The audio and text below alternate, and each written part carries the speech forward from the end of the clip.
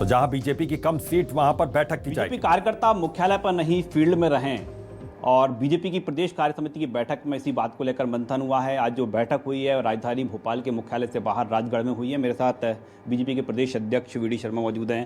Sir, किस theme को लेकर, क्योंकि मंथन में तो यही संदेश दे दिया गया है कि अब फील्ड में चलना होगा। देखिए, भारतीय जनता पार्टी के प्रदेश के जो पदाधिकारी, हमारी जो टीम है, ये मध्य प्रदेश के भारतीय जनता पार्टी के चेहरे हैं।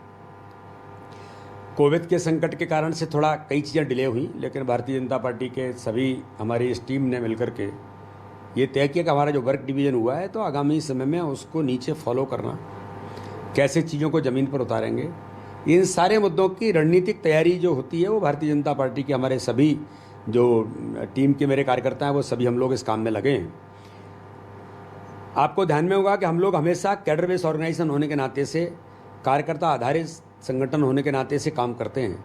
इसलिए कहाँ हमारी कमजोरी है हम उसको समीक्षा करने में चूकते नहीं हैं, और उसी का परिणाम है कि आज भारतीय जनता पार्टी अमित शाह जी के नेतृत्व में, आज माननीय नड्डा जी के नेतृत्व में दुनिया का सबसे बड़ा राजनीतिक दल बना है। मोदी जी जैसा करिश्माई नेता जिसने आज पूरे दुनिया के अंदर भारत के मान और सम्मान को बढ़ाया है, गरीब कल्याण की योजनाओं को ज़मीन पर उतारा है, तो हम उस दृष्टि से आज की इस खास तौर पर बैठक में हम अपने मध्य प्रदेश के अंदर कहाँ हम कमज़ोर हैं, कहाँ हमको और काम करने की ज़रूरत है, कहाँ जब हम अच्छे वहाँ और आगे जाने की ज़रूरत है, संगठन काम के विस्तार और सुदृढ़ीकरण, ये हमारी महत्वपूर्ण भूमिका है इस बैठक में। इसकी तैयारी सभी हमारे पदाधिकारियों ने मिलकर के की है। मुझे याद आ रहा है 2003 से पहले जावली में पूरी रणनीति तैयार की गई थी। अनिल माधव दबे हुआ करते थे जब मध्य प्रदेश में सत्ता परिवर्तन करने के लिए पूरी रणनीति तैयार हुई थी। क्या कह सकते हैं 2023 की तैयारी के लिए राजगढ़ है, जावली साबित होगा? तैयारी है, क्यों नहीं है, तैयारी होनी भी चाहिए।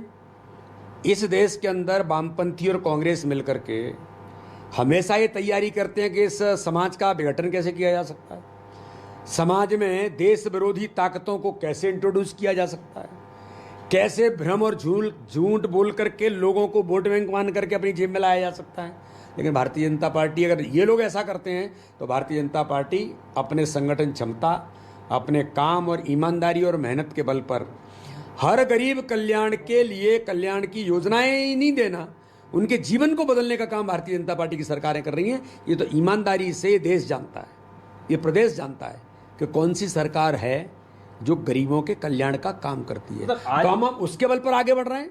दूसरी ओर जो लोग हैं वो झूठ छल कपट के आधार पर लोगों को गुमराह करना चाहते हैं। तो ये जो संघर्ष है, इस संघर्ष में सत्य जीतता है, और मुझे पूर्ण विश्वास है कि भारतीय जनता पार्टी का हमारा नेतृत्व, हमारे कार्यकर्ता अपने मेहनत, ईमानदारी और गरीब कल्याण की योजनाओं के आधार पर जमीन पर जो हम उतर रहे हैं, उसके आधार पर जनता का विश्वास हमको जो मिला है और हम मिलेगा, और उनका विश्वास जीतने का काम हम सब मिलकर के करेंगे। तैयारी हमारी बड़े पैमाने पर सभी ने मिलकर के की है। तो मेरा आखिरी सवाल, तो माना जाए कि राजगढ़ है 2023 के लिए जावली साबित होगा? क्यों साबित नहीं होगा, होना ही चाहिए। जिस जावली की आप बात कर रहे हैं आदरणीय अनिल माधव दबे जी, आज मुझे याद करने में बहुत गौरव होता है कि हमारे ऐसे कार्यकर्ता जिन्होंने अपना सब कुछ लगा करके भारतीय जनता पार्टी के लिए काम किया था, और अनिल माधव दबे जी ने पूरी प्लानिंग के साथ उस समय का जो नेतृत्व था, एक बेहतर रणनीति के साथ उतरे। आज हम फिर रणनीति के साथ उतर रहे हैं। तो इसलिए एक नहीं, लेकिन भारतीय जनता पार्टी सतत प्रक्रिया में काम करती रहती है। हमारी इस प्रकार की बैठकें, इस प्रकार के हमारे चिंतन मंथन, और मैंने कहा कि हम तो अपनी समीक्षा करते हैं कि समीक्षा के आधार पर कहीं कुछ लेकर आए तो उसको पूरा करेंगे और इस चुनाव को ऐतिहासिक मतों से जीतेंगे। तो ये थे वी डी शर्मा, बीजेपी के प्रदेश अध्यक्ष, जिन्होंने साफ तौर पर कहा है कि राजगढ़ में जो आज मंथन हुआ है इसके लिए कई रणनीति तैयार हुई है और ये 2023 के लिए यहाँ पर बड़े फैसले होंगे। कैमरामैन राघवेंद्र पांडे के साथ राकेश चतुर्वेदी, न्यूज़ 24 भोपाल।